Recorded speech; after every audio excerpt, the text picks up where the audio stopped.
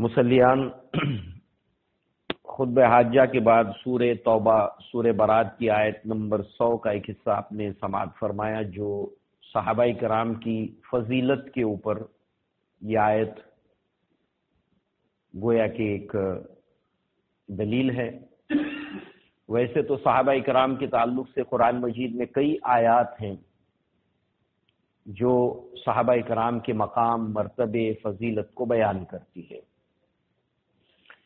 इसी तरीके से सहाबाई कराम के ताल्लुक से इनफरादी सतह पर, ये मजमूई तौर पर सहाबा के ताल्लुक से कुरान मजीद के अंदर जो आयात हैं वो इनफरादी सतह पर भी ज़मीर के साथ या पस मंज़र के अंदर सहाबाई कराम फर्दन फर्दन भी कुरान मजीद में ऐसी आयात मौजूद हैं।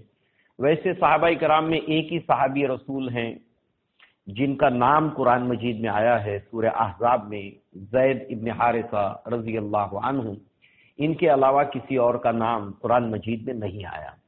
बाकी ज़मीर के साथ में या पसमंज़र के अंदर इनफरादी तौर पर भी सहाबाई कराम का जिक्र है। जैसे सूरह वल्लैल के बारे में बाज़ मुफस्सिरीन ने इसको सूरह अबू बकर भी करार दिया, यानी इसके अंदर जो है वो अबू बकर सिद्दीक के फ़ज़ाइल और मनाक़िब का जिक्र हुआ है। फिर सूरह नूर में भी अबू बकर सिद्दीक रज़ी अल्लाह अन्हु, आयशा सिद्दीक़ा रज़ी अल्लाह अन्हा और ऐसे मिसालें हैं कि जिसमें फर्दन इनफरादी तौर पर सहाबा के पसमंज़र में या बैकग्राउंड में कुरान मजीद में अल्लाह ताला ने आयत नाजिल की। आज हम इंशाअल्लाह जो सहाबी रसूल हैं जिनकी सीरत के बारे में आज ये पहली किश्त है, सैयदना अली इब्न अबी तालिब रज़ी अल्लाहु अन्हु।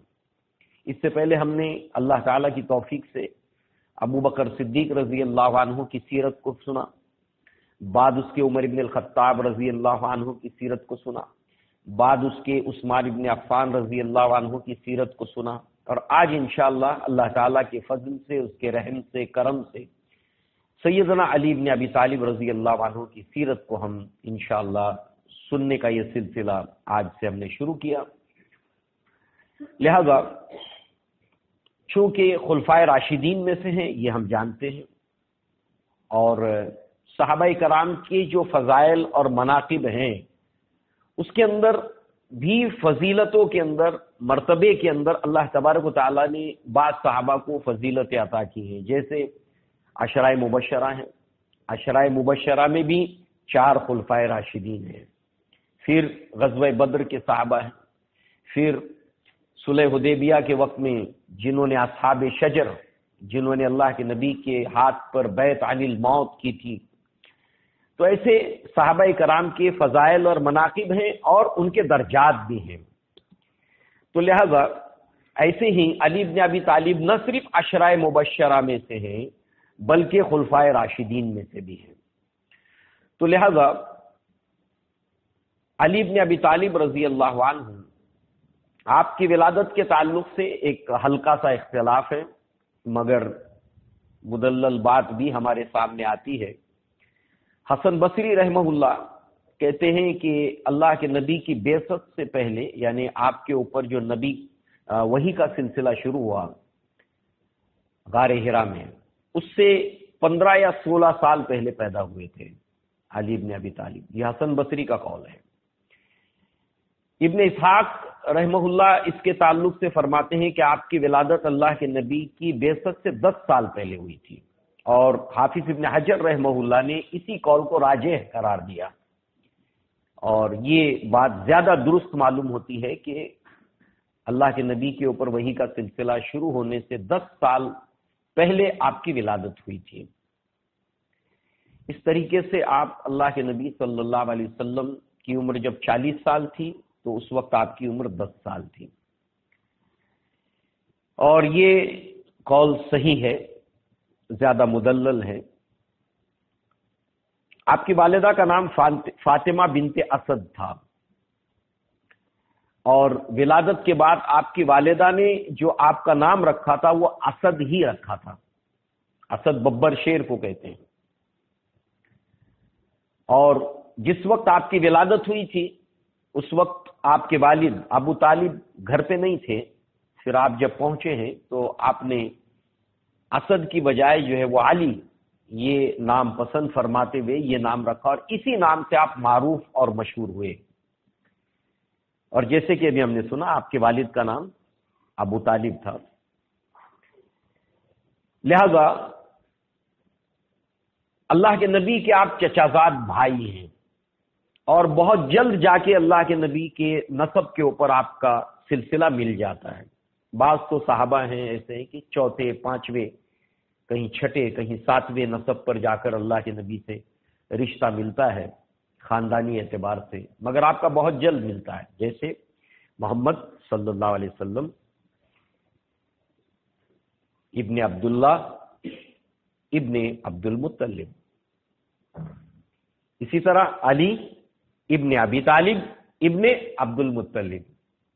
تو اس طرح بہت جلد جا کر اللہ کے نبی صلی اللہ علیہ وسلم سے سلسلہ نسب آپ کا مل جاتا ہے، اور اس نسبت سے آپ اللہ کے نبی کے چچا زاد بھائی ہیں۔ اور ایک اور نسبت اللہ کے نبی سے یہ بھی ہے آپ کی، وہ تو داماد کی ہے، ہم آگے دیکھیں گے انشاءاللہ جب آپ کا نکاح ہوگا فاطمہ بنت محمد سے رضی اللہ عنہا۔ تو اللہ کے نبی صلی اللہ علیہ وسلم کے والد عبداللہ اور ابو طالب یہ سگے بھائی تھے، یعنی ان کی والدہ ایک ہی تھیں، تو اس اعتبار سے جو ہے وہ ابو طالب اور عبداللہ یہ سگے بھائی تھے، اور اس طریقے سے سگے چچا زاد یہ بھائی بنتے ہیں اللہ کے نبی صلی اللہ علیہ وسلم اور علی بن ابی طالب۔ کنیت آپ کی تھی ابو الحسن، یعنی بڑے بیٹے حسن رضی اللہ عنہ سے آپ کی کنیت تھی ابو الحسن، اور اللہ کے نبی کی طرف سے جو آپ کو کنیت ملی وہ ابو تراب۔ ابو تراب، تراب مٹی کو کہتے ہیں، اور کس نسبت سے ابو تراب آپ کو یہ اللہ کے نبی کی طرف سے کنیت ملی کہ اللہ کے نبی ایک مرتبہ اپنی بیٹی کے گھر آئے، یعنی فاطمہ رضی اللہ عنہا کا نکاح ہو چکا تھا علی بن ابی طالب سے، تو کچھ کھٹپٹ ہو گئی تھی، اور اسی لیے ہمارے لیے جو ہے وہ اللہ کے نبی اور صحابہ کی زندگی میں ایک بہترین اسوہ ہے۔ ہمارے لیے جو ہماری زندگی ہے، سماجی ہو، ازدواجی ہو، ہمیں اپنے تمام مسائل کے لیے جہاں دیکھنا ہے وہ اللہ کے نبی صلی اللہ علیہ وسلم اور صحابہ کرام کی زندگی۔ تو کھٹپٹ ہو گئی تھی کچھ، علی بن ابی طالب ناراض ہو کر چلے گئے، تو اللہ کے نبی صلی اللہ علیہ وسلم جب گھر پہ پہنچے تو پوچھا علی بن ابی طالب کہاں ہے، تو بتایا کہ کچھ کھٹپٹ ہوئی ہے، ناراض ہو کر چلے گئے گھر سے۔ تو اللہ کے نبی صلی اللہ علیہ وسلم نے ہر کارے کو بھیجا کہ دیکھو کہاں ہے، تو پتہ چلا مسجد نبوی میں ہے۔ تو اللہ کے نبی وہاں پہنچے تو علی بن ابی طالب اس حالت میں تھے کہ آدھی چادر زمین کے اوپر، آدھی بدن کے اوپر، اور جسم کے اوپر مٹی لگی ہوئی ہے۔ تو یہاں پر اس بیک گراؤنڈ میں آپ نے کہا کہ قم یا ابو تراب، یعنی اے مٹی کے باپ اٹھو۔ تو یہ اللہ کے نبی کی طرف سے آپ کو عطا کی گئی جو کنیت ہے ابو تراب، جیسے ابو بکر رضی اللہ عنہ کو جو آپ کی طرف سے لقب ملا صدیق، عمر بن الخطاب کو رضی اللہ عنہ فاروق،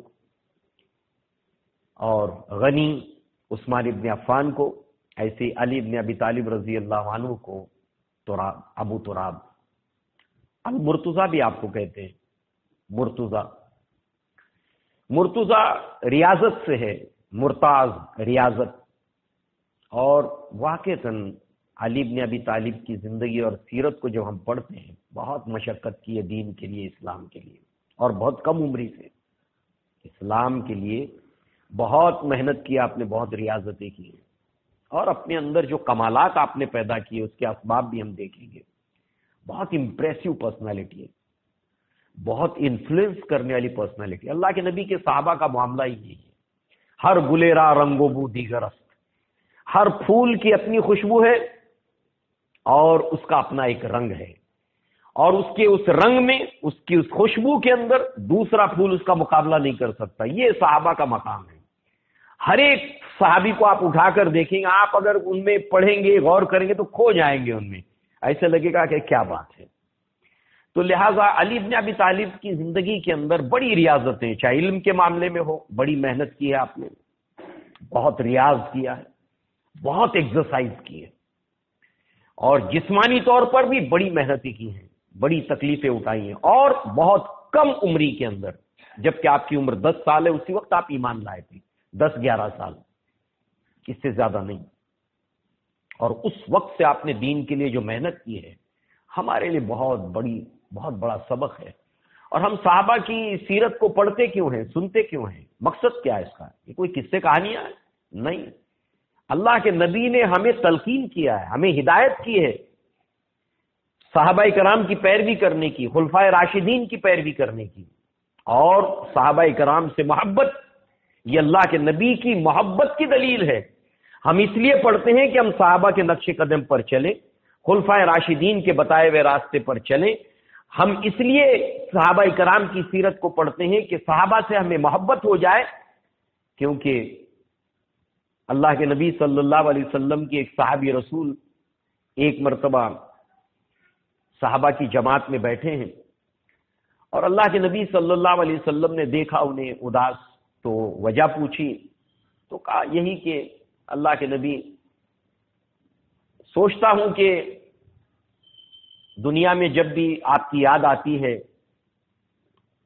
تو چلا آتا ہوں، آپ کو دیکھتا ہوں تو ایک سکون ملتا ہے، مجھے ایک پیس ملتا ہے، شانتی ملتی ہے آپ کو دیکھنے کے بعد، سارے غم دکھ بھول جاتا ہوں میں، جب میں آپ کو دیکھتا ہوں میں دکھ بھول جاتا ہوں اپنی، سوچتا ہوں کہ جب آخرت میں ہوگی تو آپ تو اعلیٰ درجے کی جنت میں ہوں گے، اور میں سوچتا ہوں کہ میں جہاں کہیں ہوں تو آپ سے مل سکوں گا کہ نہیں مل سکوں گا، یا آپ سے ملاقات ہو سکے گی کہ نہیں ہو سکے۔ اللہ کے نبی نے سکوت اختیار کیا تو اللہ تعالیٰ نے وہ آیت نازل کی، جو اللہ اور اس کے رسول کی اطاعت کریں گے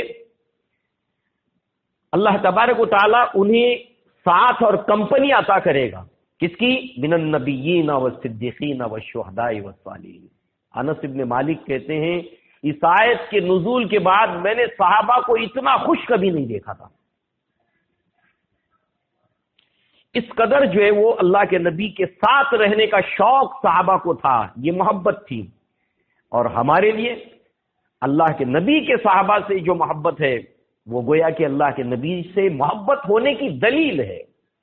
من احبہم فبحبی احبہم ومن ابغضہم فببغضی ابغضہم، جس نے میرے صحابہ سے محبت کی دلیل اس بات کی ہے کہ اس نے مجھ سے محبت کی ہے، اور جس نے میرے صحابہ سے بغض رکھا دلیل ہے اس بات کی کہ اس نے مجھ سے بغض رکھا۔ اسی لیے آپ دیکھیے اللہ کے نبی کو ماننے کے باوجود بھی اہل تشیع میں ایک گروہ ایسا بھی ہے جو کہتا ہے کہ یہ قرآن مکمل نہیں ہے، 10 پارے علی بن ابی طالب کی شان میں ہے جس کو 12ویں امام لے کر آئیں گے، اور یہ بھی شیعہ گروہ میں سے ایک گروہ کا عقیدہ ہے کہ جبریل علیہ السلام جو ہے جب وہی لے کر آئے ہیں تو علی بن ابی طالب کی روح اللہ کے نبی کی روح اتنی سملر تھی کہ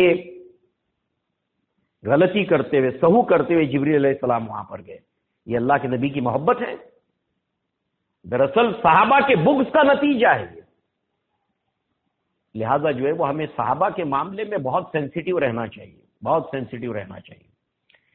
تو اللہ کے نبی صلی اللہ علیہ وسلم کی یہ صحابی رسول بہت آپ نے ریاضتیں کی ہیں، جو خاص پہلو آپ کا آتا ہے بالکل شروع سے ہی ہمارے سامنے آئے گا کہ کس قدر آپ نے محنتیں کی ہیں، جبکہ آپ کی عمر 10 سال تھی اور آپ اسلام لائے تھے، 10-11 سال۔ بہرحال اب آپ کے اسلام لانے کا معاملہ ہم یہ جانتے ہیں اور نہیں جانتے تو ہمارے علم میں یہ بات ہونی چاہیے کہ علی بن ابی طالب جو ہے وہ اللہ کے نبی کے گھر ہی میں رہتے تھے بہت کم عمری کے اندر۔ وجہ اللہ کے نبی صلی اللہ علیہ وسلم نے جب کاروبار تجارت شروع کی، خدیجہ رضی اللہ عنہا سے آپ کا نکاح ہوا 25 سال کی عمر میں، تو اس کے بعد جو ہے وہ آپ نے دیکھا کہ ابو طالب جو ہے وہ کچھ سال ایسے گزرے کہ جو شدت کے سال تھے، قحط کے سال تھے، تکلیف کے سال تھے، اور چونکہ ابو طالب جو ہے وہ بنو ہاشم بنو عبد المطلب کے سردار تھے، اور سردار کی جہاں ذمہ داری ہوتی ہے اپنے قبیلے کے لوگوں کی کفالت تو کرنا ہی ہے، اپنے خاندان کے لوگوں کی کفالت تو اس کو کرنا ہی ہے، مگر سردار ہونے کے ناطے کہ تمام قبیلے کے ضرورت مندوں کا خیال رکھنا، یہی سرداری ہے۔ آج مسلمان سرداری تو چاہتا ہے، منصب اور عہدے تو چاہتا ہے، اس کے لیے جانے کس طرح کی تکڑم بازیاں بھی کرتا ہے، لابنگ بھی کرتا ہے، راجنیتی بھی کرتا ہے، مگر یہ نہیں سمجھتا کہ جس کے رتبے ہیں سوا اس کی سوا مشکل ہے۔ تو یہاں پر اپنے اہل و عیال کی ذمہ داری کے ساتھ ساتھ قبیلے کا سردار ہونے کی بنیاد کے اوپر قبیلے کے افراد کی ضروریات کا خیال رکھنا، یہ بھی سردار کی ذمہ داری ہوتی تھی۔ اور اس نسبت سے جو ہے وہ اللہ کے نبی نے اس کو محسوس کیا کہ آپ کے اخراجات بہت زیادہ ہیں، ذمہ داریاں بہت زیادہ ہیں، اور تکلیف کے سال بھی چل رہے ہیں، اور آپ کثیر العیال ہیں، فیملی کنبہ بڑا ہے، 6 بچے تھے اور قبیلے کے لوگ الگ ضرورت مند۔ تو آپ نے اپنے چچا عباس رضی اللہ عنہ کے سامنے ایک تجویز رکھی، اپنا سجیشن رکھا کہ چچا بہتر ہوگا اگر چونکہ کثیر العیال ہیں ابو طالب، تو اگر ایک بچے کی کفالت اور ذمہ داری آپ لے لیں، ایک کی میں لے لوں، تو تھوڑا سا بوجھ ہلکا ہو جائے گا چچا کا۔ دیکھیے اللہ کے نبی صلی اللہ علیہ وسلم کی سیرت کو دیکھیے، اسوا کو دیکھیے۔ اللہ کے نبی کی 5 خوبیاں جو خدیجہ رضی اللہ عنہا نے بتائی ہیں، ان میں سے ایک یہ بھی ہے کہ آپ بوجھ اتارنے والے ہیں لوگوں کا۔ بوجھ کیسا؟ یہ بھی ایک بوجھ ہے۔ بوجھ مطلب صرف یہ نہیں کہ کسی نے بوجھا اٹھایا تو آپ نے اتار دیا، اس کے سر پہ رکھنے میں ہیلپ کر دی، نہیں، قرض کا بوجھ اتارنا، اس کے اوپر ذمہ داری زیادہ ہے تو تھوڑا اس کو ہلکا کر دینا۔ تو لہٰذا جو ہے وہ دونوں ابو طالب کے پاس آتے ہیں اور یہ اپنی بات رکھتے ہیں کہ ہم دونوں کا ارادہ یہ ہے۔ تو ابو طالب نے کہا کہ عقیل کو میرے پاس چھوڑ دو، باقی ان لڑکوں میں سے جس کو چاہو آپ اختیار کر لو۔ تو عباس رضی اللہ عنہ نے جعفر رضی اللہ عنہ کو اپنی زیر کفالت رکھا، اور اللہ کے نبی نے علی بن ابی طالب کو اپنے زیر کفالت رکھا۔ یہ سعادت مندی ہے علی بن ابی طالب کی، یہ خوش نصیبی ہے علی بن ابی طالب کی کہ اللہ کے نبی کی صحبت میں رہنے کا بہت کم عمری میں آپ کو موقع ملا۔ یہ غور کریں آپ، بہت بڑی بات ہے۔ نبی کو قریب سے دیکھنے کا موقع ملا، نبی سے قریب سے سیکھنے کا موقع ملا۔ یہ صحابی رسول اور زید بن حارثہ، یہ 2 صحابہ ایسے ہیں کہ جنہیں نبی سے بہت کلوز رہنے کا موقع ملا، اور کم عمری سے یہ موقع ملا آپ کو۔ تو اس طرح سے آپ اللہ کے نبی کے گھر ہی رہتے تھے، وہیں آپ کے زیر کفالت رہتے تھے، اور آپ کی تعلیم اور تربیت کے اندر جو ہے وہ ایک اہم رول جو ہے وہ اللہ کے نبی اور خدیجہ رضی اللہ عنہا کا ہے۔ اب ہوا یوں کہ جب وحی کا سلسلہ شروع ہوا تو اللہ تعالیٰ نے آپ کو حکم دیا، یا ایھا المدثر قم فانذر وربک فکبر وثیابک فطہر۔ سورہ مدثر کی آیات، یہاں سے نبی کی، اللہ کے نبی صلی اللہ علیہ وسلم کی رسالت کا آغاز ہوا، اور اقرا باسم ربک الذی خلق، یہاں سے نبوت کا آغاز ہوا۔ لہٰذا جو ہے وہ آپ کو حکم دیا گیا کہ آپ انذار کیجئے، اور اس کے ساتھ ایک گائیڈ لائنز بھی دی گئی، وانذر عشیرتک الاقربین، کہ آپ کے جو قریبی لوگ ہیں، آپ کے جو رشتہ دار ہیں، ان کو آپ انذار کیجئے، ان کو دعوت دیجئے۔ اب اللہ کے نبی کے جتنے قریبی لوگ تھے، ان میں دوست تھے ابو بکر صدیق رضی اللہ عنہ، پچھلے 18 سال کی دوستی تھی، ان کے سامنے آپ نے بات رکھی، قبول کر لیا اسلام ابو بکر صدیق نے، ذرا بھی لے تو لال نہیں کیا۔ اس کے بعد جو ہے وہ آپ نے خدیجہ رضی اللہ عنہا کے سامنے بات رکھی، فوراً ایمان لے آئی۔ آپ نے اپنی 4 بیٹیوں کے سامنے بات رکھی، 4 ایمان لائی۔ آپ نے علی بن ابی طالب کے سامنے بات رکھی، علی بن ابی طالب نے کہا کہ میں ابا سے مشورہ کر کے بتاؤں گا۔ جب آپ نے بات رکھی تو کہا کہ میں، اور یہ بھی آتا ہے کہ علی بن ابی طالب نے اللہ کے نبی کو اور خدیجہ رضی اللہ عنہا کو نماز پڑھتے ہوئے دیکھا، دونوں نماز پڑھ رہے تھے۔ تو جب آپ نے نماز پڑھتے ہوئے دیکھا، آپ لوگ پڑھتے ہیں اپنے بیوی کے ساتھ نماز، اپنی گھر کی عورتوں کے ساتھ آپ لوگ نماز پڑھتے ہیں کیا؟ آپ لوگ پڑھتے ہیں؟ کوئی پڑھتا ہے؟ ہاتھ اونچا کریں۔ ماشاء اللہ، بہت اچھی، جزاک اللہ خیر۔ اللہ کے نبی نے کہا کہ اپنے گھروں کو قبرستان مت بناؤ، تو اپنی گھر کی جو خواتین ہیں ان کی صف پیچھے لگا کر جو ہے وہ ایک کوئی امام بنے، اور گھر میں اس طرح کا ایک ماحول ہمیں بنانا چاہیے۔ تو خدیجہ رضی اللہ عنہا اور اللہ کے نبی کو جب نماز پڑھتے ہوئے دیکھا تو کہا کہ یہ عبادت کا کون سا طریقہ پہلی بار میں؟ تو پھر اللہ کے نبی نے فرمایا یہ اللہ کا دین ہے، اللہ نے مجھے نبی بنا کر مبعوث کیا ہے، اور پیغام یہ ہے اللہ کا کہ اللہ کے سوا کوئی معبود نہیں، اس کا کوئی شریک اور ساجی نہیں، لہذا لات، عزا، منات، حبل اس کا انکار کرنا ہے۔ آپ نے جب بات رکھی تو کہا کہ میں میں والد سے مشورہ کر کے بتاؤں گا۔ اللہ کے نبی نے فرمایا کہ یا علی اذا لم تسلم فاکتم، کہ علی اگر تم اس کو تسلیم نہیں کرتے تو اس کو جو ہے وہ سکوت رکھو، اس کو ظاہر مت کرو، اس کو اخفا رکھو، ابھی اس کو ظاہر نہ کرو، کیونکہ اللہ تعالیٰ نے اپنے نبی کو اور جو ایمان لانے والے صحابہ کو ابتدائی دور میں جو اسٹریٹجی دی تھی وہ یہ ہے کہ آپ کے قریبی دوستوں کو اور رشتہ داروں کو بات رکھنا ہے، اور یہ دعوت اخفا کا ایک دور ہے، بعض علماء نے 3 سال تک اس کو قرار دیا ہے۔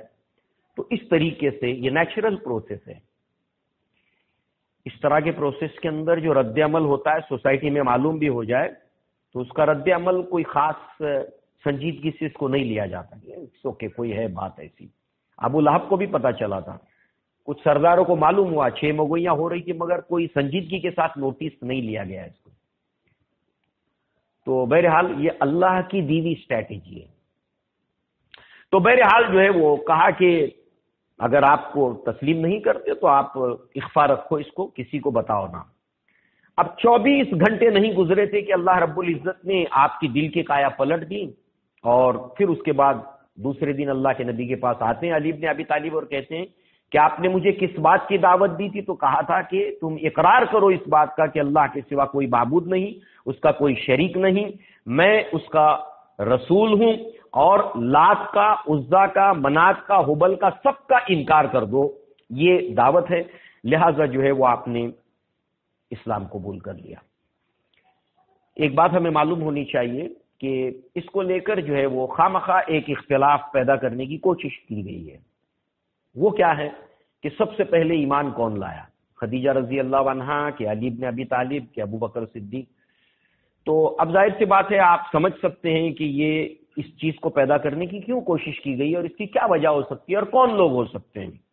تو اس کے لیے اختلاف کو ختم کرنے کے لیے ایک پیارا موقف اختیار کیا علماء نے کہ آزاد مردوں میں سب سے پہلے اسلام لانے والے صدیق اکبر ہیں رضی اللہ عنہ، آزاد عورتوں کے اندر اسلام لانے والی سب سے پہلے خدیجہ رضی اللہ عنہا ہے، بچوں میں سب سے پہلے ایمان لانے والے علی بن ابی طالب ہیں، اور آزاد غلاموں میں سب سے پہلے ایمان لانے والے زید بن حارثہ ہیں۔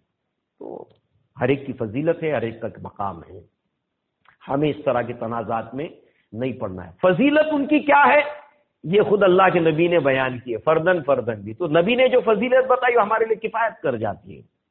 خامخواہ یہاں پر ایک کوئی ٹکراؤ کی صورتحال پیدا کرنا جو ہے وہ نامناسب سی بات ہے، اور خاص طور سے جب اس کے تعلق سے اسلاف نے کوئی گفتگو نہ کی ہو، اور جو کی ہو اس کے دلائل جو رکھے ہو اس کو دیکھ کر ہمیں اسی نقش قدم پر چلنا چاہیے۔ بہرحال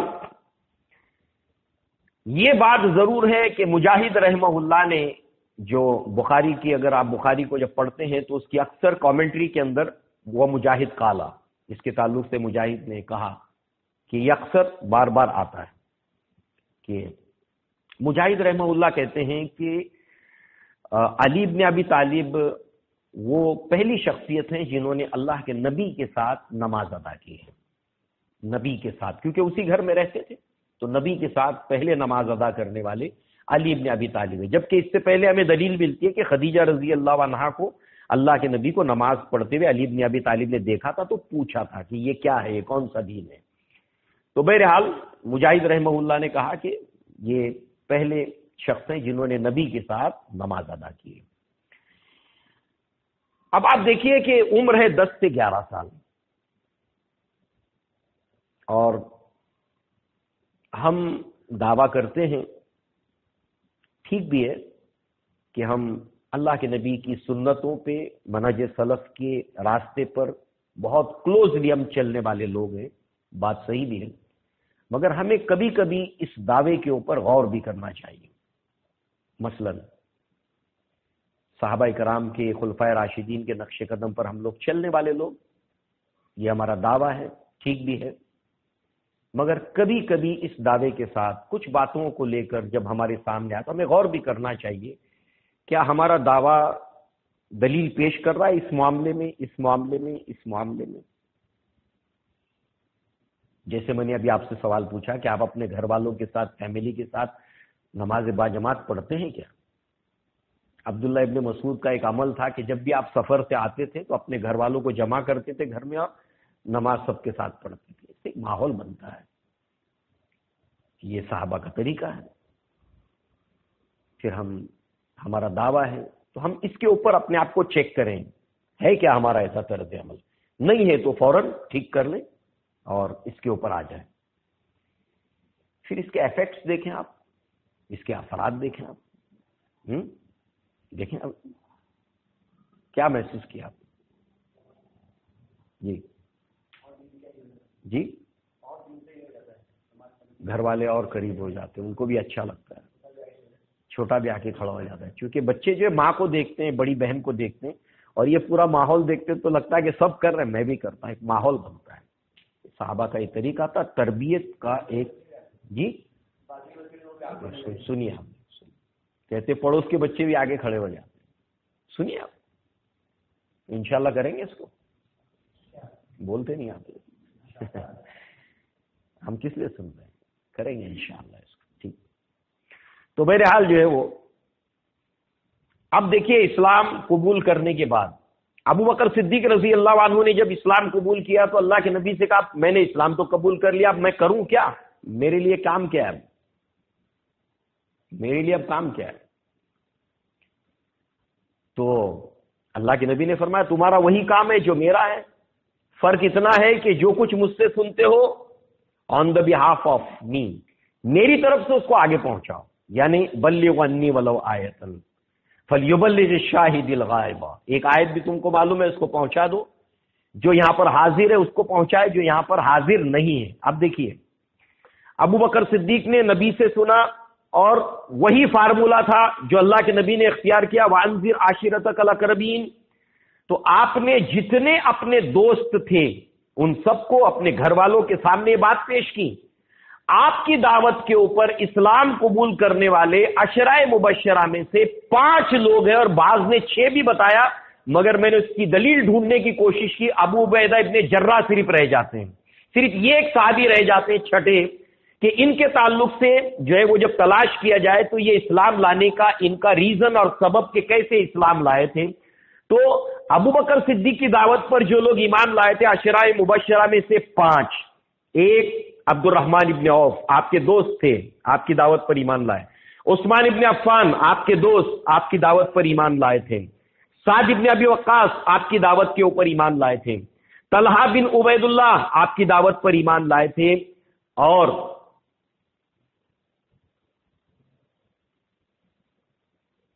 زبیر ابن عوام جو ابو بکر صدیق کے داماد بھی ہیں۔ ان 5 میں یہ ابو بکر صدیق کے داماد بھی ہیں، اسما بنت ابو بکر کی یہ شوہر ہیں، ابو بکر کے داماد ہیں۔ یہ 5 عشرہ مبشرہ میں سے صحابہ ہیں جو ابو بکر کی دعوت پر ایمان لائے تھے۔ اللہ کے نبی میرا کیا کام ہے؟ وہی جو میرا کام ہے، جو مجھ سے سنتے ہو آگے بڑھاؤ۔ دیکھیے کیسے یہ چین چل رہی ہے 3 سال تک، اور 3 سال کے عرصے میں اسی دعوت کے ذریعے سے 40-50 لوگ، اور جب دار ارقم میں داخل ہوئے تو قریب 30 لوگ تھے، اسی طرح کی محنت پر سائلنس، خاموشی کے ساتھ، ون بائی ون۔ ہم کو اس کی فکر کرنی چاہیے نہیں کرنی چاہیے؟ اس فارمولے کو ہم کو اڈاپٹ کرنا چاہیے نہیں کرنا چاہیے؟ اب اگلی مرتبہ اگر ہم جب یہ دوسری قسط ہوگی تو یہ جتنی تعداد ہے کم سے کم 1 کو لائیں گے تو کتنی ہو جائے گی؟ دگنی ہو جانی چاہیے۔ اس کے اوپر اگر ہم عمل کرتے ہیں تو تعداد دگنی ہونی چاہیے۔ لہذا جو ہے وہ یہ تو ابو بکر کا معاملہ ہو گیا۔ علی بن ابی طالب بچے تھے تو کیا کرتے تھے؟ مکہ کے اندر گھومتے رہتے تھے، نظر اس بات کے اوپر ہوتی تھی کہ کوئی اجنبی مکہ میں آیا ہے کیا، پوائنٹ نمبر 1، اور مکہ میں آیا ہے تو آنے کی غرض و غایت کیا ہے، کس لیے آیا ہے؟ کیونکہ مکہ کے اندر بہت سے لوگ اللہ کے نبی کے بارے میں سن کر آپ کو تلاش کرتے ہوئے آتے تھے، مگر اوپنلی نبی کا پتہ نہیں پوچھ سکتے تھے۔ کیوں نہیں پوچھ سکتے تھے؟ کہ قریش بھی واچ لگا کے بیٹھے ہوئے تھے، دھیان لگا کے بیٹھے ہوئے تھے کہ کون آیا ہے، کس سے ملنے آیا ہے، اور خاص طور سے کہیں اللہ کے نبی صلی اللہ علیہ وسلم سے تو نہیں مل رہا ہے۔ تو اس طریقے سے جو ہے وہ ابو ذر غفاری رضی اللہ عنہ، ان صحابی کی فضیلت اور مناقب میں اللہ کے نبی نے کیا فرمایا؟ اس امت کے زاہد ہیں، زاہد۔ اور کیسے اسلام میں آئے ہیں؟ اسلام میں کس طریقے سے آئے ہیں؟ اللہ کے نبی کے بارے میں انہیں پتا چلا تو انہوں نے اپنے بھائی کو بھیجا کہ مکہ کے اندر کسی نے نبوت کا دعویٰ کیا ہے، نام محمد ہے صلی اللہ علیہ وسلم، ذرا جاؤ معلومات اکٹھی کر کے مجھے آ کر بتاؤ۔ تو یہ گئے بھائی، سب معلومات نکالی، انفارمیشن دی ابو ذر غفاری رضی اللہ عنہ کو۔ تو یہ مطمئن نہیں ہوئے، سیٹسفائیڈ نہیں ہوئے، تو خود آئے۔ پھر اب خود آئے تو 1 دن ہو گیا، 2 دن ہو گیا، 3 دن ہو گیا۔ علی ابن ابی طالب برابر دیکھ رہے ہیں کہ یہ آدمی آیا ہوا ہے اور کسی کی تلاش میں۔ پھر ان کے پاس گئے تو کہا کہ کیا بات ہے کہ مسافر کو اس کی منزل نہیں ملی اور اب تک وہ اپنی منزل تک پہنچا نہیں؟ کیا بتا سکتے ہو کہ آپ کس غرض سے آئے ہو، کیا آپ کی ضرورت ہے؟ تو کہا اگر وعدہ کرتے ہو تو بتاتا ہوں۔ کہا وعدہ؟ کہا کہ یہ بات کسی کو بتاؤ گے نہیں؟ کہا کہ نہیں بتاؤں گا۔ ابو ذر غفاری کہتے ہیں علی بن ابی طالب سے، تو کہا کہ مجھے محمد صلی اللہ علیہ وسلم کے بارے میں سے ملنا ہے، میں نے سنا ہے کہ انہوں نے نبوت کا دعویٰ کیا۔ تو علی بن ابی طالب نے کہا کہ وہ جو کچھ کہتے ہیں وہ حق کہتے ہیں۔ 10-11 سال کے بچے ہیں۔ فکر دیکھیے آپ، حق کو لے کر غیرت کو دیکھیے آپ۔ زیادہ سے زیادہ لوگوں تک یہ پہنچنا چاہیے۔ یہ ہمارا کوئی وراثتی، کوئی باپ داداؤں کی وراثت نہیں ہے ہماری، یہ ہر ایک تک پہنچنا چاہیے۔ لہذا جو ہے وہ کہا کہ دیکھو کل صبح میں یہی ہماری ملاقات ہوگی، میں آگے آگے چلوں گا، آپ مجھے فالو کرنا، اور اگر میں کوئی خطرہ دیکھوں گا تو دائیں بائیں ہو جاؤں گا، اور آپ میرے ساتھ چلنا۔ تو پھر ابو ذر غفاری کو اللہ کے نبی کی خدمت میں لاتے ہیں، اللہ کے نبی آپ اپنا پیغام ان کے سامنے رکھتے ہیں، ابو ذر غفاری اسلام لے آتے ہیں۔ واپس جانے سے پہلے اللہ کے نبی انہیں تلقین کرتے ہیں، ارجی الی قومک، جاؤ اپنی قوم کی طرف اب لوٹ جاؤ۔ ابو ذر غفاری سے کہتے ہیں کہ جاؤ، یہ صحیح الجامع میں ہے، صحیح الجامع للبخاری اور مسند احمد میں یہ روایت موجود ہے۔ تو کہتے ہیں کہ ابھی آپ لوٹ جائیے اپنی قوم کے اندر ابو ذر، اور فاخبرہم حتی یاتی کا امری، اور اپنی قوم کو جا کے خبر کرو میرے اس پیغام کے بارے میں جو تم نے قبول کیا۔ دیکھیں سیم فارمولہ چل رہا ہے۔ اللہ اکبر۔ کاش کہ ہم لوگ بولتے نا، ہم کھلم کھلا دعوت دینے کو ہچکچاتے ہیں، ڈرتے، یہ تو آرام سے کر سکتے ہیں، اور ہم کو کرنا چاہیے، واللہ ہم کو کرنا چاہیے۔ ہم اس معاملے میں بہت غافل ہیں۔ ہماری اخروی اور دنیاوی کامیابی کا راز یہ ہے، ہم کو اس کو سیریسلی لینا چاہیے۔ ٹھیک ہے پارٹ ٹائم ہی صحیح، مگر ہم کو پارٹ ٹائم ہی چاہیے۔ بڑی اس کی بات ہے کہ ہم یہ کہیں کہ پارٹ ٹائم کام کریں، پارٹ ٹائم ہی صحیح، اپنے اوقات میں سے کوئی نہ کوئی وقت ہم گھنٹے 2 گھنٹے کا نکالیں جس میں ہم دھیان لگا کر توجہ کے ساتھ میں اس کام کو کریں۔ دیکھیے نا صحابہ کرام کو دیکھیے آپ۔ تو بہرحال جو ہے وہ اس طریقے سے جو ہے وہ اللہ کے نبی نے فرمایا کہ ابھی تم اپنی قوم میں لوٹ جاؤ اور میرا پیغام اپنی قوم کے اندر پہنچاؤ۔ بہرحال اب جو ہے وہ دوسری طرف جب اللہ تعالی نے اپنے نبی کو یہ حکم دیا تو اللہ کے نبی نے اپنے بنو ہاشم بنو عبد المطلب کے لوگوں کو جمع کیا۔ 40 سے زائد لوگ جمع ہوئے، اس میں عورتیں بھی تھے، مرد بھی تھے، سب گھر والوں کو، فیملی کے لوگوں کو جمع کیا، کھانے کا انتظام کیا، اور آپ کے اس کام کے اندر معاونت کی تھی خدیجہ رضی اللہ عنہا، علی ابن ابی طالب نے۔ اور اس کے بعد اللہ کے نبی نے ان کے سامنے پیغام رکھنے کا پلان کیا تو ابو لہب نے معاملہ خراب کر دیا، مفصل قصہ ہے، معاملہ خراب کر دیا۔ پھر دوسرے دن پھر اللہ کے نبی صلی اللہ علیہ وسلم نے جو ہے وہ پھر اہتمام کیا، علی ابن ابی طالب، خدیجہ رضی اللہ عنہا نے آپ کی معاونت کی، سپورٹ کیا اس کام کے اندر۔ اور اس کے بعد جو ہے وہ اللہ کے نبی نے اپنی بات رکھی اور قبیلے کا نام لے کر یا عبد المناف یا عبد مناف یا بنو ہاشم یا بنو عبد المطلب، مجموعی طور پر آپ نے اس خاندان کو پکارا اور فردن فردن نام لے لے کر ایک ایک خاتون کو، ایک ایک آدمی کو، یا عباس، اے عباس، محمد صلی اللہ علیہ وسلم کے چچا، اپنے آپ کو جہنم کی آگ سے بچاؤ کہ میرا تمہارا رشتہ یہ آخرت میں کام نہیں آئے گا، ایک ایک کا نام لے لے کر، یا صفیہ عامت محمد صلی اللہ علیہ وسلم انقذی نفسی کی من النار، اے صفیہ محمد صلی اللہ علیہ وسلم کی پھوپھی، اپنے آپ کو جہنم کی آگ سے بچاؤ، اے فاطمہ بنت محمد، دنیا میں اگر تمہیں کچھ مال اسباب چاہیے تو میں تمہارا والد ہوں، مجھ سے لے لو، مگر آخرت میں تمہارے کسی کام نہیں آ سکوں گا، انقذی نفسی کی من النار، اپنے آپ کو جہنم کی آگ سے بچاؤ۔ بیٹی کا نام لے کر، پھوپھی کا نام لے کر، ایک ایک کے سامنے آپ نے اپنا پیغام رکھا۔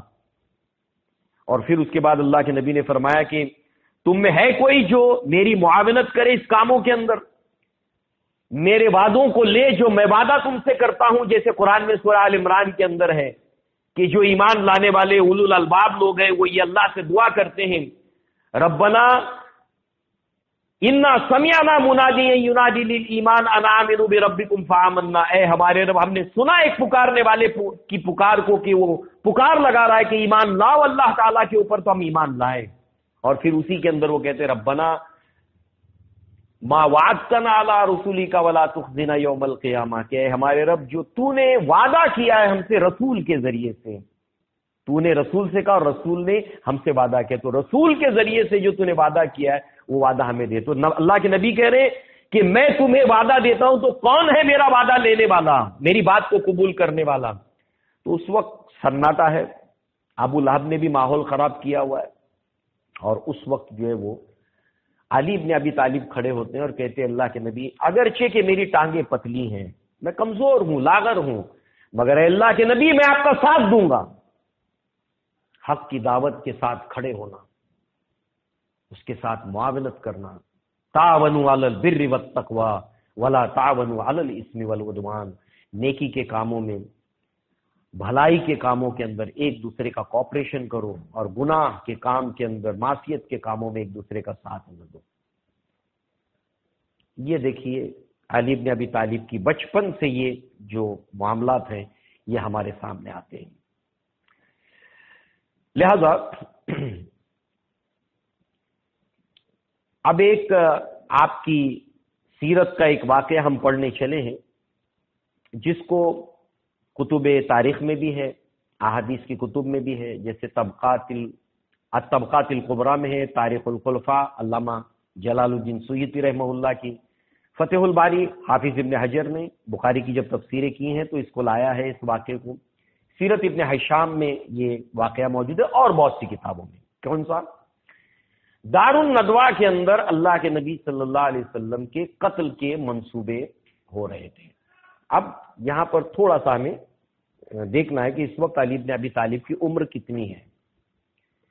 10-11 سال کی عمر میں آپ ایمان لائے، اور ہجرت کا حکم کب ہو رہا ہے؟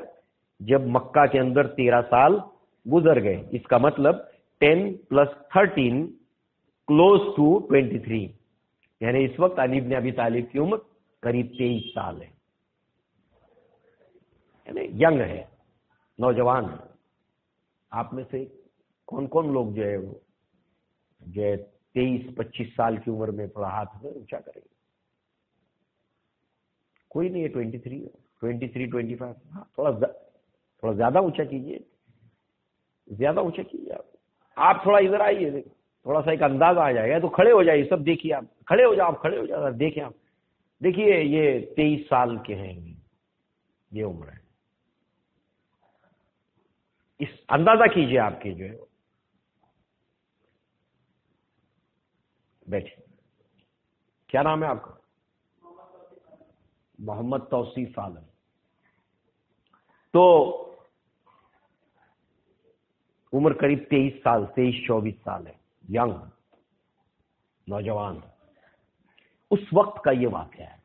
دار الندوہ کے اندر جو ہے وہ میٹنگ ہوئی ہے، دعوت کو روکنے کی بہت کوششیں فیل ہو چکے ہیں، اور یہ بھی ایک بات ہے کہ جب جب کوئی قوم نبی کے قتل کا منصوبے کے ارادے تک شیطان ان کو پہنچا دیتا ہے، یہ اسٹیشن ہے آخری، پہلے ایسے مذاق اڑاتے یہ کرتے اس طرح رک جائے گی، مگر یہ سمجھ لیجئے کہ یہ نبی کی ہجرت کا وقت کی یہ انڈیکیشن ہے۔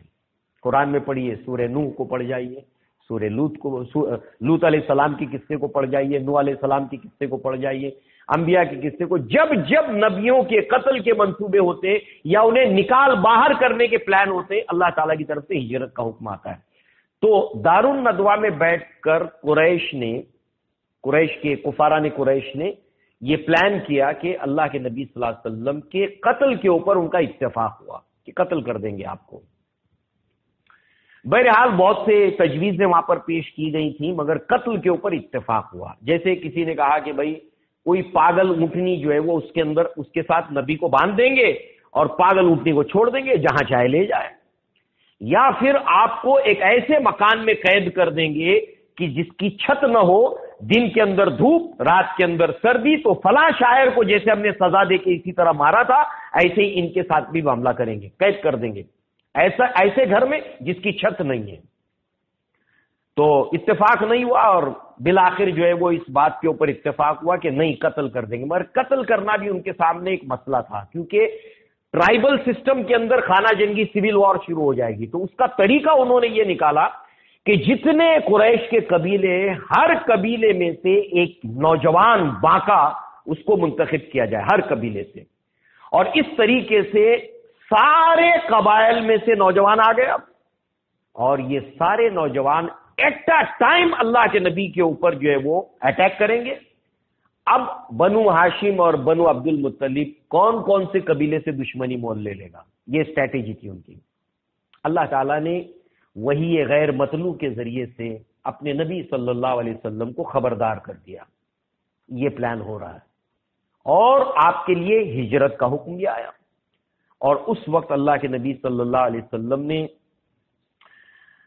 علی بن ابی طالب کو یہ حکم دیا کہ تم میرے گھر میں میرے بستر کے اوپر میری اس حضرمی چادر کو اوڑھ کر سو جاؤ، انشاءاللہ تمہیں کوئی یہ غزند نہیں پہنچا سکیں گے، تمہیں کوئی ضرر نہیں پہنچا سکیں گے، اور یہ امانتیں ہیں میرے پاس رکھی ہوئی، یہ فلاں کی ہے، یہ فلاں کی ہے، یہ فلاں کی ہے، سب کی امانتیں ہینڈ اوور کر کے اس کے بعد پھر میرے پاس چلے آنا۔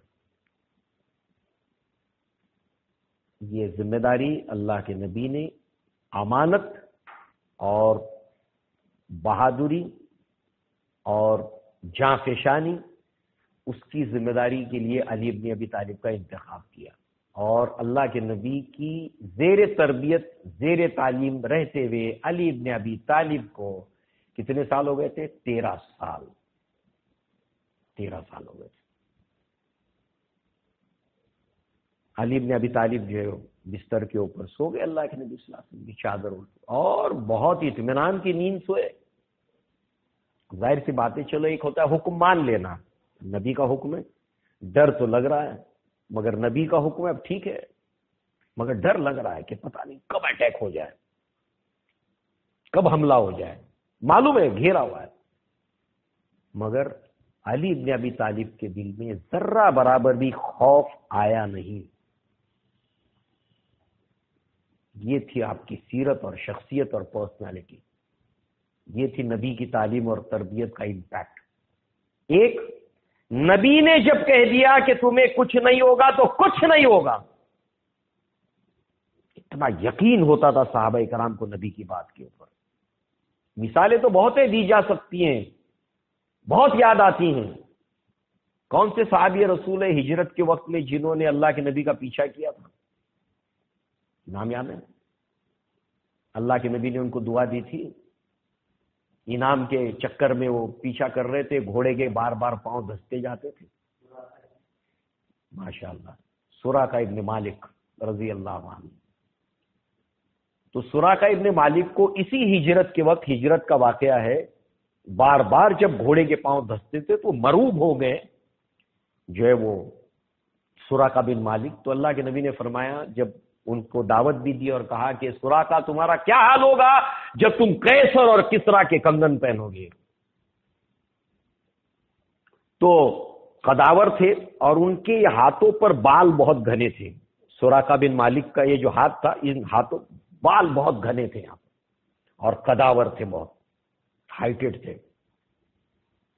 تو اللہ کے نبی نے آپ کو دعا دی. اب اس کے بعد یہ عمر ابن الخطاب کے دور خلافت میں شدید بیمار ہو گئے. لوگ تیمارداری کے لیے آنے لگے کہ اب ان کا آخری وقت ہے. تو کہا میں نہیں مرنے کا، میں مرنے کا نہیں. اللہ کے نبی صلی اللہ علیہ وسلم نے جو میرے بارے میں پیشن گوئی کی ہے وہی پوری کہا ہوئی ہے. اے سراقہ تمہارا کیا حال ہوگا جب تم قیصر کسرا کے کنگن پہنو گے. اور اس وقت جو ہے وہ جب فتح ہوا، قیصر کا لباس وہ جو پہنتا ہے ٹوپی تاج، جو سر کے اوپر پہنا جانے والا تاج، اس کا ڈریس، اس کے کنگن، یہ سب مسجد نبوی میں رکھے گئے تھے. اور اس کے بعد میں یہ بھیڑ بچوں کی، عورتوں کی دیکھنے کے لیے کہ بادشاہ لوگ کیسا ڈریس پہنتے اس کو دیکھنے کے لیے آئے تھے. تو عمر ابن الخطاب نے اس بھیڑ میں سے سراقہ ابن مالک کو بلایا اور کہا کہ ان کو پہناؤ یہ ڈریس. تو وہ ڈریس کنگن پہنائے گئے اور پھر عمر ابن الخطاب نے کہا تھا کہ ان کو پورے مدینہ کے اندر گھماؤ. اور عمر ابن الخطاب نے کہا کہ دیکھو ایک دیہاتی کا آج کیا حال ہے کہ اس نے قیصر اور کسرا کا لباس اور کنگن پہنے ہوئے. اور اس وقت سراقہ ابن مالک جو ہے وہ لوگوں کو بتاتے تھے نبی کی اس حدیث کو کہ اے سراقہ تمہارا کیا حال ہوگا جب تم قیصر اور کسرا کے کنگن پہنو گے. ایسی مثالیں تو بہت ہے، کتنی مثالیں دی جائیں، کتنی مثالیں. تو علی ابن ابی طالب کو یقین تھا کچھ نہیں ہوگا مجھے، نبی نے کہہ دیا، آرام سے سو گئے، کوئی ڈر نہیں، خوف نہیں. اب جو ہے وہ اللہ کے نبی صلی اللہ علیہ وسلم یہاں سے جب نکلے ہیں، ابو بکر صدیق رضی اللہ عنہ کے گھر گئے اور پھر آپ بیک میں، مکہ کے بیک میں گئے، مدینہ کے راستے پر نہیں گئے. وہ ایک اپنی جگہ پر بہت زبردست سیرت کا باب ہے. ہجرت کے اندر جو اللہ کے نبی صلی اللہ علیہ وسلم نے ہیومن لیول کے اوپر جو اسٹریٹجی بنائی تھی، جو اللہ رب العزت اپنے نبی کو راتوں رات مسجد حرام سے مسجد اقصیٰ لے جا سکتا ہے، جو اللہ تعالیٰ مسجد اقصیٰ سے سدرۃ المنتہا تک لے جا سکتا ہے، مکہ سے مدینہ نہیں لے جا سکتا تھا. یہ کیوں کہ اللہ کے نبی نے اپنی زندگی کا زیادہ تر حصہ ہیومن لیول کے اوپر کر کے دکھایا ہے تاکہ لقد کان لکم فی رسول اللہ اسوۃ حسنہ. لہذا جو ہے وہ صبح کے اندر جب یہ دیکھے، ویٹ کیے، نبی نکل نہیں رہے، نکلنے کا ٹائم تو بہرحال اندر داخل ہوئے، چادر ہٹائی تو علی بن ابی طالب ہے، پکڑا، پوچھا کہاں ہے، کہا مجھے نہیں پتا. اور اس کے بعد کھینچتے کھینچتے، ڈانٹ لگاتے ہوئے، مارتے ہوئے حرم تک لے آئے. بہرحال اس طریقے سے آپ نے، یہ جو آپ کی بہادری ہے، اللہ کے نبی کی کہی ہوئی باتوں کے اوپر یقین ہے، تو یہ اس کی دلیل ہے آپ کی سیرت کے اندر. اور آپ دیکھ رہے ہیں کہ 10 سال کی عمر سے آپ نے اسلام کی خاطر ہر طرح کی ریاضتیں کی ہیں. المرتضیٰ سیدنا علی ابن ابی طالب رضی اللہ عنہ. اب جو ہے وہ اسی کے ساتھ ساتھ جو ہے وہ آپ دیکھیے کہ اسی کو لے کر بعض علماء نے تفسیروں میں آپ کو یہ ملے گا، سورہ بقرہ کی آیت نمبر 207 ہے، اس کی تفسیر میں اکثر و بیشتر آپ کو ملے گا کہ مفسرین اس قصے کو لائے ہیں. وَمِنَ النَّاسِ مَن يَشْرِي نَفْسَهُ ابْتِغَاءَ مَرْضَاتِ اللَّهِ وَاللَّهُ رَءُوفٌ بِالْعِبَادِ، کہ لوگوں میں سے کچھ ایسے بھی ہیں جنہوں نے اپنی جان کو بیچ دیا، اپنے آپ کو بیچ دیا، اپنی جان کو بیچ دیا اللہ تعالیٰ کی رضا حاصل کرنے کے لیے، اور اللہ تعالیٰ رؤوف ہے اپنے بندوں کے لیے. اب اس کے تعلق سے جو ہے اس کے شان نزول کے اندر 2 واقعات آتے ہیں، اور اس کے اوپر مفسرین نے پھر ایک تفسیر کا اصول بھی بیان کیا ہے. اس آیت کے حوالے سے لوگوں میں ایسے بھی ہیں جو اپنی جان کو بیچ ڈالتے ہیں. قصہ علی بن ابی طالب نے جو ہے اپنی جان کی پرواہ کیے بغیر وہاں پر سو گئے، اپنی جان تک دے دی. ایسے ہی ہے نا، کچھ بھی ہو سکتا تھا نا. اسی طریقے سے صہیب رومی رضی اللہ عنہ کے تعلق سے بھی اس کے اندر آتا ہے کہ آپ نے بھی یہاں پر جو ہے وہ صہیب رومی رضی اللہ عنہ نے بھی جب ہجرت کی تھی تو ہجرت کے وقت میں آپ نے سارا اپنا مال اسباب سب کچھ دے کر ہجرت کی تھی. تو اللہ کے نبی نے جب صہیب رومی کو دیکھا تو کہا ربیہ صہیب، کہ صہیب نے بہت ہی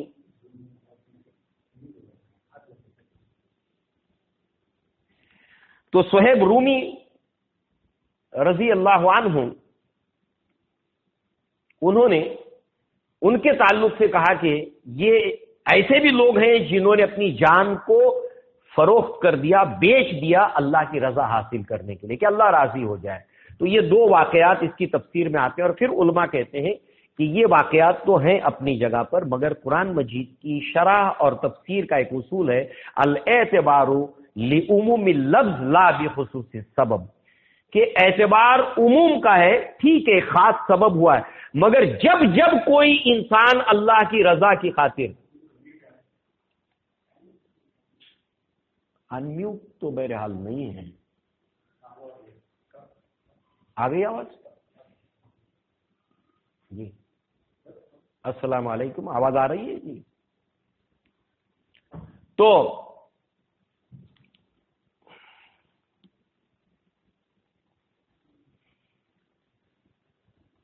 یہ ایک خاص دو واقعات ہے، صہیب رومی رضی اللہ عنہ اور آپ کے ساتھ ساتھ علی بن ابی طالب رضی اللہ عنہ، مگر جو ہے وہ جب جب کوئی انسان اللہ کی رضا کی خاطر اپنی جان کا اس طریقے سے سودا کرے گا تو وہ گویا کہ اطلاق اس کے حوالے سے اس کا ہوگا کہ لوگوں میں ایسے بھی لوگ ہیں جو اللہ کی رضا کی خاطر اپنی جان تک فروخت کر دیتے ہیں۔ یہ جو ہے وہ دو واقعات جو ہے وہ اس کے نزول کے سبب میں یا جو ہے وہ اس کے بیک گراؤنڈ کے اندر لائے جاتے ہیں۔ بہرحال اب اس کے تعلق سے علی بن ابی طالب کی سیرت کو یا صحابہ کی سیرت کو جب بھی لکھتے ہیں جو سیرت نگار، تو اس وقت یہ بات ضرور کہتے ہیں کہ اس واقعے سے ہم کو کیا کیا عبرتیں ملتی ہیں۔ تو بہت ساری عبرتیں ہیں۔ نمبر ایک تو یہ ہے کہ اللہ کے نبی کی جو اسٹریٹجی تھی اس کے اندر جو ہے یہ ناگزیر چیز تھی کہ اس کے اندر ایک قابل اعتبار انسان کا سلیکشن کیا جائے، اور یہ طریقہ بھی ہے کہ کسی بھی کام کے لیے ایک درست اور صحیح پرسنالٹی کا انتخاب کرنا یہ سب سے صحیح قدم ہوتا ہے۔ پھر اس کو منشا بتا دو، اس کی سمجھداری ہے، وہ خود وہ سارے کام کر دے گا۔ تو اللہ کے نبی صلی اللہ علیہ وسلم بڑے مردوم شناس تھے، کئی صحابہ ایمان لائے تھے مکہ میں، مگر آپ نے اس کام کے لیے کہ تمہیں میرے بستر پر سونا ہے اور یہ امانتیں لوٹا کر پھر میرے پاس تم کو آنا ہے، لہذا علی بن ابی طالب کا انتخاب آپ نے کیا۔ اور اس کے اندر آپ کے سیرت کے اندر بہادری کا معاملہ، اللہ کے نبی کی اسٹریٹجی کیا ہے اس کو انڈرسٹینڈ کرنا، نبی کیا چاہتے ہیں عین اس کے مطابق جو ہے وہ اس کو فلفل کرنا، اس کو ایگزیکیوٹ کرنا جیسے کہا گیا ہے، سم و طاعت کرنا، اس لیے کہ اس کے برخلاف انسان اگر سوالات کا پٹارا کھول دے تو پھر اسٹریٹجی فیل ہو جاتی ہے۔ لسن اینڈ اوبے، سم و طاعت، سنو اور اطاعت کرو۔ اور یہی معاملہ صحابہ کے ساتھ میں اس کی تربیت اور ٹریننگ کی اللہ کے نبی نے صحابہ کو دی کہ میں جس کو تمہارے اوپر امیر مقرر کروں اس کی تم بات سنو گے، الا یہ کہ وبا کفر کا حکم وہ دے دے۔ تو اسی لیے آپ دیکھیے کہ ایک سریہ کے اندر اللہ کے نبی صلی اللہ علیہ وسلم نے ایک صحابہ کی جماعت کو بھیجا، بڑے بڑے صحابہ تھے اس کے اندر، انہوں نے کہا کہ گڑھا کھودو، تھوڑے غصے والے تھے، گڑھا کھود دیا، کہا لکڑی جمع کرو، لکڑی جمع کی، کہا گڑھے میں ڈال دو، کہا ڈال دیا، آگ لگاؤ، آگ لگا دی، کہا کود جاؤ اس کے اندر، کہا کہ گڑھا کھودنا اس میں کوئی غیر شرعی وبا کفر اور کوئی ایسی بات نہیں تھی، آگ جلانے میں کوئی مسئلہ نہیں، مگر یہ خودکشی ہے، نہیں کریں گے۔ صحابہ نے انکار کر دیا، نبی کے پاس بات پہنچی، اللہ کے نبی صلی اللہ علیہ وسلم نے ان کے اس موقف کی تائید کی۔ معلوم ہوا سموتا، سنو اور اطاعت کرو، لسن اینڈ اوبے، تب تو جا کے طاقت بنتی ہے، تب تو جا کے مٹھی بنتی ہے، تب تو جا کے پرابلم سالو ہوتے ہیں۔ لہذا جو ہے وہ اس طریقے سے آپ کا انتخاب جو کیا گیا اس کو لے کر، اسی طریقے سے اس ڈیوریشن کے اندر ٹائم کو گین کرنا تھا، ٹائم گین کرنا تھا۔ تو اللہ کے نبی کی پوری اسٹریٹجی کو ایٹ دا ایج آف 23 علی بن ابی طالب سمجھ رہے تھے کہ اللہ کے نبی کا منشا کیا ہے، آپ کیا چاہتے ہیں، اور آپ نے اس کے مطابق ایگزیکیوٹ کیا جو ذمہ داری، جو رسپانسبلٹی آپ کے اوپر ڈالی ہوئی تھی اللہ کے نبی کی جانب سے۔ اسی طریقے سے قائد کی جان بہت قیمتی ہوتی ہے، یہ ہمیں سمجھنے کی چیز ہے، قائد جو ہوتا ہے اس کی جان بہت قیمتی ہوتی ہے۔ اس کی مثال ایک نہیں سینکڑوں آپ کے سامنے، درجنوں آپ کے سامنے رکھی جا سکتی ہے، ایک لے ہی لیجئے مثال اس بات کو سیکھنے کے لیے کہ دیکھیے ہم کیا کہتے ہیں کہ مسلمانوں کا آج کوئی قائد نہیں ہے، یہ کہتے ہیں نا، اصل بات ایسی نہیں ہے۔ اصل بات ایسی ہے کہ مسلمانوں کے اندر قیادت کا تصور ہی نہیں ہے کہ قائد ہوتا کیسا ہے. دیکھیے صحابہ اس کو بہت اچھی طرح جانتے تھے. غزوہ بدر کے موقع کے اوپر 313 تھے اور اس وقت سعد ابن معاذ رضی اللہ عنہ اللہ کے نبی کے پاس آتے اور کیا کہتے ہیں؟ اے اللہ کے نبی، غزوہ بدر میں، اے اللہ کے نبی صلی اللہ علیہ وسلم، ہم نے آپ کے لیے ایک تیز رفتار سواری تیار کی ہوئی ہے. قائد کتنا امپورٹنٹ ہوتا ہے. ارے ہم متبع ہیں، ہم پیچھے فالوورز ہیں، ہمارے جیسے سینکڑوں ختم ہو جائے کوئی پرواہ نہیں ہے، کیونکہ قائد کے پاس اسٹریٹجی ہوتی ہے، اس کے پاس پلان ہوتا ہے، اس کے پاس آگے بڑھنے کا سارا منصوبہ ہوتا ہے. اس کی جان بہت قیمتی ہے، اس کی جان کی حفاظت کرنا تمام متبعین کی ذمہ داری ہوتی ہے. تو کہتے ہیں کہ اللہ کے نبی صلی اللہ علیہ وسلم، ہم نے آپ کے لیے ایک سواری تیار کر کے رکھی ہوئی، کیونکہ ان کے اندر انڈرسٹینڈنگ تھی کہ نبی کی زندگی کتنی قیمتی ہے، ہماری اس کے مقابلے میں کچھ نہیں ہے. لہذا آپ کوئی اگر ایسی ویسی بات یہاں پر ہو جاتی ہے غزوہ بدر میں، تو اے اللہ کے نبی اس سواری پر سوار ہو کر آپ مدینہ چلے جائیں. اے اللہ کے نبی، یہ ہما ہمی میں معاملہ ہو گیا، ہم سے زیادہ آپ پر جان نچھاور کرنے والے مدینہ کے اندر موجود ہیں، اور ان کے ساتھ رہ کر اے اللہ کے نبی آپ اپنے مشن کی تکمیل کیجیے گا، ہمارے ساتھ چاہے جو ہو جائے. اس نقطے کو سمجھنا ہے کہ قائد کی زندگی بہت اہم ہوتی ہے اور اس کے بچانے کی ذمہ داری اس کے فالوورز کی ہوتی ہے. یہ قیادت کو لے کر ہمیں سبق سیکھنا ہے. کیوں؟ اس کی بہت سی باتیں، اس کے پاس پورا منصوبہ، منزل تک پہنچنے کی اسٹریٹجی، ساری چیزیں اس کو معلوم ہوتی ہیں. ٹھیک؟ تو علی بن ابی طالب سمجھتے تھے. اسی کے ساتھ قیادت کو لے کر اور فالوورز کو لے کر نبی کا ایک فرمان دیکھیے. یہ مینجمنٹ اور ایڈمنسٹریشن کے اندر بڑی اہمیت کا حامل ہے، اور آدمی فرسٹریشن کا شکار نہیں ہوتا ہے اور ڈپریشن کا شکار بھی نہیں ہوتا ہے جب اس کے ساتھ کلیگز جو اس کے کام کرنے والے اس کی منشا کے مطابق کام نہیں کرتے. ورنہ کیا ہوتا ہے؟ آدمی چڑچڑا ہو جاتا ہے، یہ سب بیکار لوگ ہیں، بات ہی نہیں مانتے، سب مجھے ہی کرنا پڑتا ہے، سب یہ زیادہ سے زیادہ یہ آدمی کرتا ہے، یہ آدمی کرتا ہے، باقی کوئی کام کرنے کو تیار نہیں ہوتا. یہ تو ہماری زبان پر نہیں آنا چاہیے. کیوں؟ نبی کا فرمان ہے. ابن عمر رضی اللہ عنہما قال رسول اللہ صلی اللہ علیہ وسلم انما الناس كإبل میات لا یجد الرجل فیہا راحلۃ. ترمذی کی روایت ہے، اور ابواب المثال کے اندر اس کو لائے ہیں امام ترمذی، کہ انسانوں کی مثال اونٹوں کی مانند ہے. جس طریقے سے 100 اونٹوں میں ایک آدھ سواری کے قابل ہوتا ہے، ایسے انسانوں میں 100 انسانوں میں ایک آدھ آدمی کام کا ہوتا ہے. باقی سب تو ایسی بیکار ہوتے، کام کے نہیں ہوتے. ایک کام بولو تو کریں گے نہیں وہ. 100 میں سے ایک آدھ آدمی کام کا ہوتا ہے. تو ان کام کے آدمیوں کے اوپر نظر رکھنا. تو اللہ کے نبی صلی اللہ علیہ وسلم جب کسی کا انتخاب کرتے تھے، سلیکشن کرتے تھے، تو یہاں پر آپ نے علی بن ابی طالب کا سلیکشن کیا. سوٹیبل پرسنالٹی، اس کام کے لیے بیسٹ، اس کام کے لیے یہ بیسٹ، اس کام کے لیے یہ بیسٹ. ایک قبیلہ آیا، کہا کہ اللہ کے نبی ہم اسلام تو لائے، کوئی ہمیں قرآن پڑھانے والا سکھانے والا بھیجیے. تو اس وقت ابو عبیدہ ابن جراح کا نبی صلی اللہ علیہ وسلم نے ہاتھ تھاما ہوا تھا، ایسے ہاتھ میں ہاتھ. کیا مبارک ہاتھ تھا ابو عبیدہ ابن جراح کا، نبی کے ہاتھ میں ہاتھ تھا. کیا منظر ہوگا یہ. ایسے عمر بن الخطاب کے بھی ہاتھ میں ہاتھ تھا ایک مرتبہ نبی کا. اللہ اکبر. تو کہا کہ میرے اس ابو عبیدہ کو لے جاؤ. دیکھیے اس کے بعد اگر اچانک جو ہے وہ جسٹ امیجن اٹ کہ آپ ہیں اور آپ کے شیخ آپ کو کہیں کہ یہ میرا ساتھی ہے، اس کو لے جاؤ آپ. ارے شیخ مجھے تھوڑا کام ہے، میرے کو بچی بیمار ہے، اس کو ہاسپٹل اپوائنٹمنٹ لیا ہوا، یہ کچھ نہیں، سب بھول گئے. یہ بھروسہ تھا نبی کو. ایسی تھوڑی اتنی بڑی تبدیلی 1 سنگل جنریشن کے اندر یہ سب ہوا ہے. within 23 years. کوئی سوال نہیں، چل دو، بس چل دو. ابو عبیدہ ابن جراح چل دیے. یعنی کس وقت کس کام کے لیے کس کو منتخب کرنا ہے، یہ اینگل ہے اللہ کے نبی کی سیرت کے پڑھنے کا.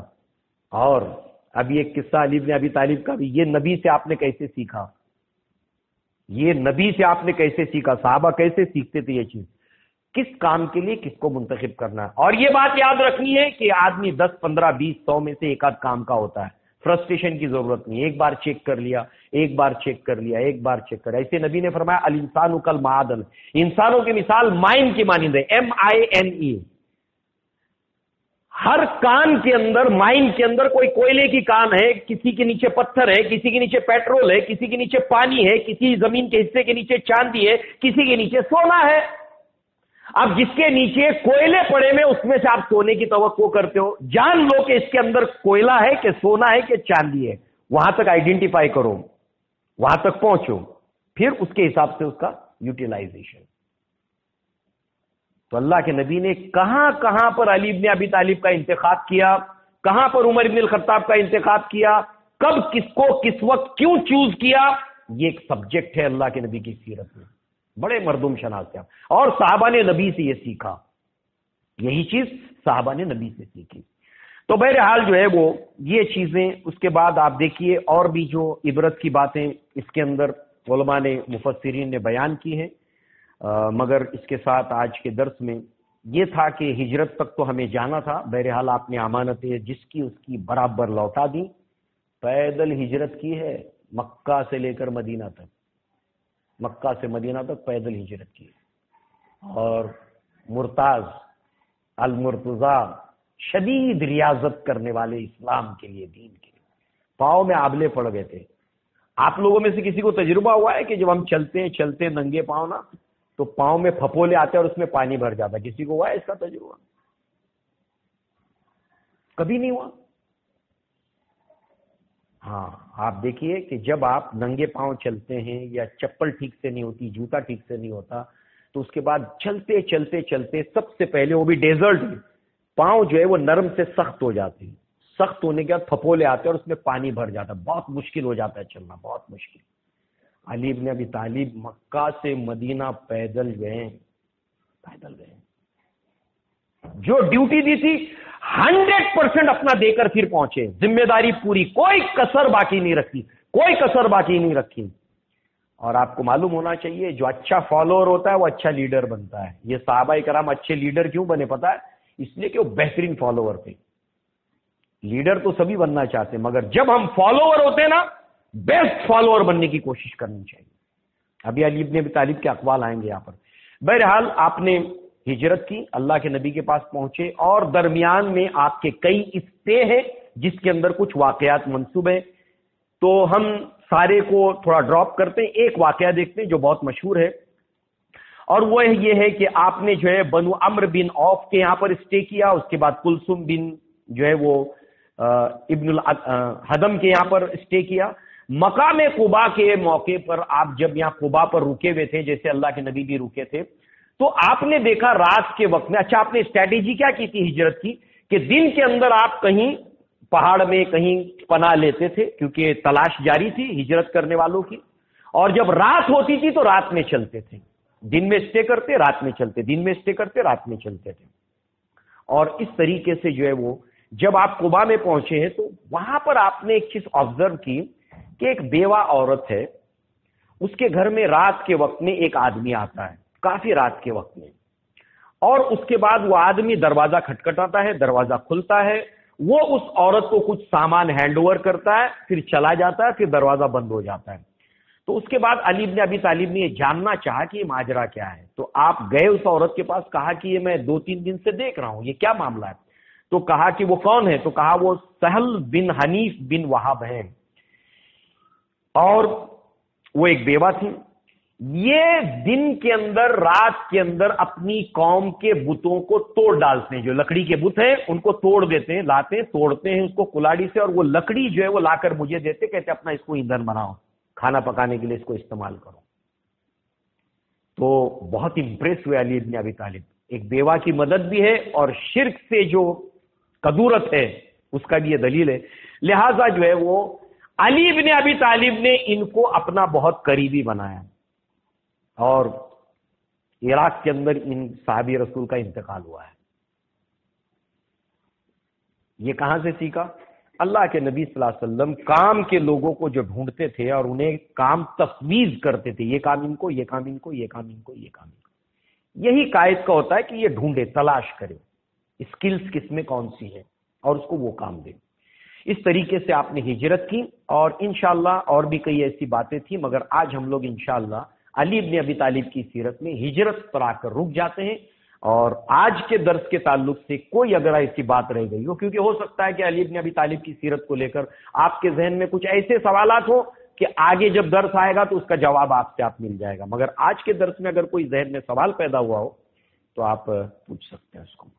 اقول قولی ھذا واستغفر اللہ لی ولکم ولسائر المسلمین والمسلمات، وآخر دعوانا ان الحمد للہ رب العالمین۔